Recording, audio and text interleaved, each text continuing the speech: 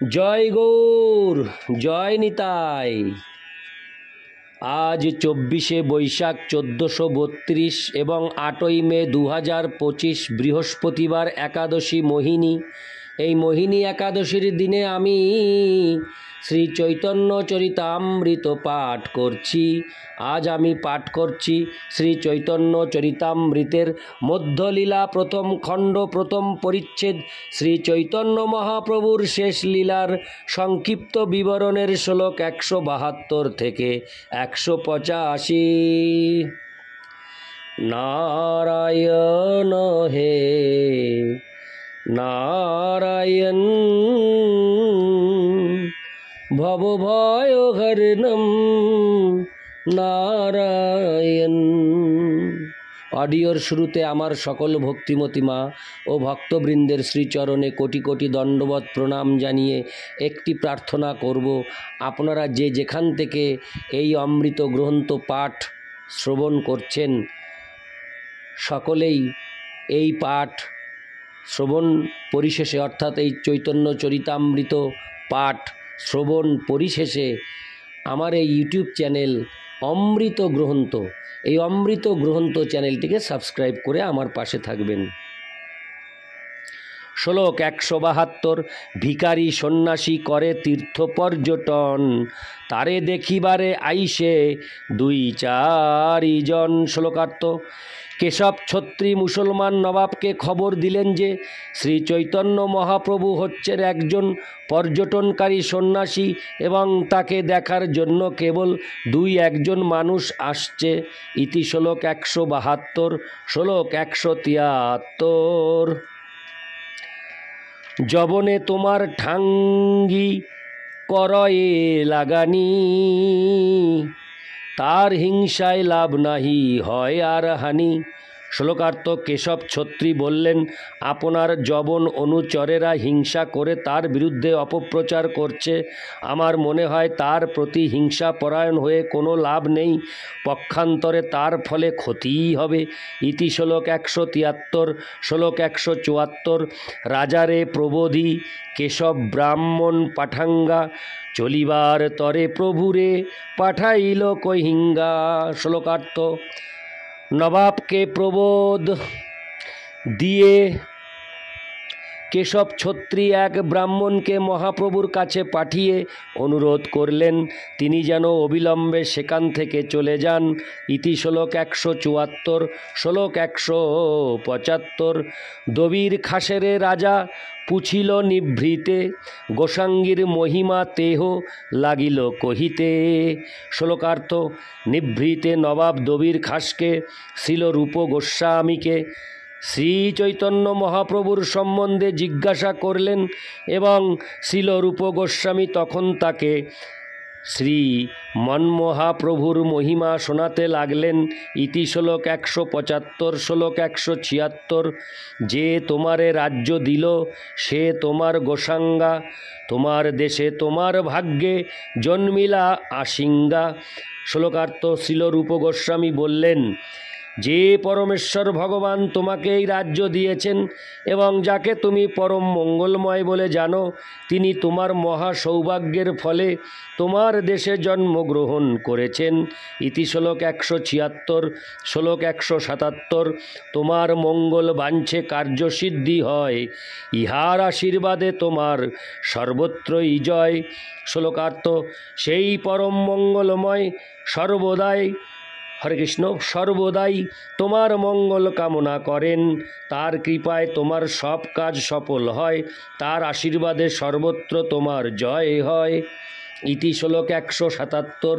শ্লোক 178। মোরে কেন পুছো তুমি, পুছো আপন মন, তুমি নরাধীপ হও বিষ্ণু অংশ সম। বিষ্ণু অংশ সম, হরে কৃষ্ণ, বিষ্ণু অংশ সম। শ্লোকার্থ। তুমি আমাকে কেন জিজ্ঞাসা করছো? তুমি তোমার মনকেই বরং জিজ্ঞাসা করো। যেহেতু তুমি হচ্ছ জনগণের রাজা, তাই তুমি পরমেশ্বর ভগবানের প্রতিনিধি, সুতরাং তুমি আমার থেকে ভালোভাবেই জানো। ইতি শ্লোক 178। শ্লোক 179। তোমার চিত্তে চৈতন্যের, হরে কৃষ্ণ, শ্লোকটি আবার প্রথম থেকে পাঠ করছি। 179।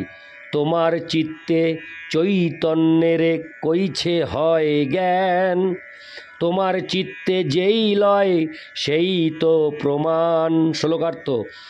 শিল রূপ গোস্বামী আরও বললেন, তোমার চিত্তে শ্রীকৃষ্ণ চৈতন্য মহাপ্রভুকে যেরকম বলে মনে হয় তাই হচ্ছে যথার্থ প্রমাণ, এবং সেই রকমভাবেই তুমি তাকে গ্রহণ করো। ইতি শ্লোক 179। শ্লোক 180। রাজা কহে, শুনো মোর মনে যেই লয়, সাক্ষাৎ ঈশ্বর ইহ নাহিক সংশয়। হরে কৃষ্ণ। নাহিক সংশয়। শ্লোকার্থ।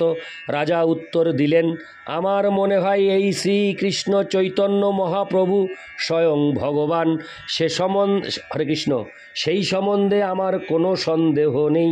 ইতি শ্লোক 180। শ্লোক 181।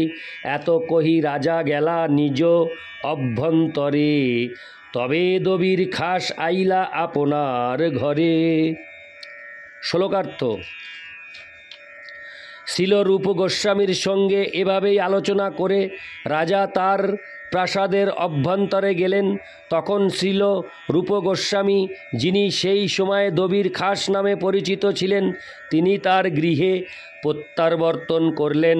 তাৎপর্য: রাজা হচ্ছেন পরমেশ্বর ভগবানের প্রতিনিধি।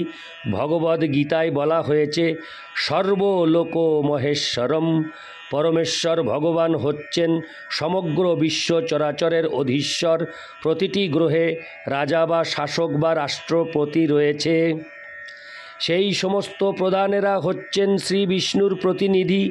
পরমেশ্বর ভগবানের প্রতিনিধি হয়ে তাদের কর্তব্য হচ্ছে সমগ্র জনসাধারণের মঙ্গল সাধন করা।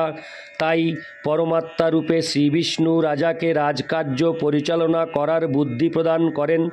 শিল রূপ গোস্বামী তাই নবাবকে জিজ্ঞাসা করেছিলেন শ্রী চৈতন্য মহাপ্রভু সম্বন্ধে তার কি মনে হচ্ছে, এবং তাকে উপদেশ দিয়েছিলেন তার সেই মনোভাবকে যথার্থ প্রমাণ বলে গ্রহণ করতে। ইতি শ্লোক 181। শ্লোক 182। ঘরে আসি দুই ভাই যুক্তি করিঙ্গা, প্রভু দেখিবারে চলে বেশ লুকাঙ্গা। শ্লোকার্থ। ঘরে ফিরে আসার পর দবির খাস ও তার ভাই যুক্তি করে ঠিক করলেন যে তারা ছদ্মবেশে মহাপ্রভুকে দর্শন করতে যাবেন। ইতি শ্লোক 182। শ্লোক 183। অর্ধরাত্রে দুই ভাই আইলা প্রভু স্থানে, প্রথমে মিলিলা নিত্যানন্দ হরিদাসনে। শ্লোকার্থ। অর্ধরাত্রে দুই ভাই দবির খাস ও সাকর মল্লিক ছদ্মবেশে শ্রী চৈতন্য মহাপ্রভুর সঙ্গে সাক্ষাৎ করতে গিয়েছিলেন। প্রথমে তাদের সঙ্গে শ্রী নিত্যানন্দ প্রভু ও হরিদাস ঠাকুরের মিলন হয়েছিল। ইতি শ্লোক 183। শ্লোক 184। তারা দুইজন জানাইলা প্রভুর গোচরে, রূপ সাকর মল্লিক আইলা তোমা দেখিবারে। শ্লোকার্থ। শ্রী নিত্যানন্দ প্রভু ও হরিদাস ঠাকুর শ্রী চৈতন্য মহাপ্রভুকে জানালেন যে দবির খাস ও সাকর মল্লিক শ্রী রূপ ও সনাতন তাকে দর্শন করার জন্য এসেছেন। তাৎপর্য: সাকর মল্লিক ছিল শ্রীল সনাতন গোস্বামীর নাম, এবং দবির খাস ছিল শিল রূপ গোস্বামীর নাম। হরে কৃষ্ণ। শিল রূপ গোস্বামীর নাম। মুসলমান নবাবের দরবারে তারা এই নামে পরিচিত ছিলেন। এগুলি ছিল মুসলমান নবাবের দেওয়া উপাধি। নবাবের কর্মচারী রূপে এই দুই ভাই মুসলমানের প্রথা অনুসারে আচরণ করতেন। ইতি শ্লোক 184। শ্লোক 185। দুই গুচ্ছ তৃণ দুহে দশনে ধরিঙ্গা, গলে বস্ত্র বান্ধি পড়ে দণ্ডবৎ হঙ্গা। শ্লোকার্থ। অত্যন্ত নম্রতা সহকারে তারা দুই গুচ্ছ তৃণ দন্তে ধারণ করে, হরে কৃষ্ণ, দন্তে ধারণ করে গলবস্ত্র হয়ে মহাপ্রভুর চরণে দণ্ডবৎ প্রণতি নিবেদন করলেন। ইতি শ্লোক 185। নারায়ণ হে নারায়ণ ভবভয়হরণম নারায়ণ। জয় গৌর, জয় নিতাই।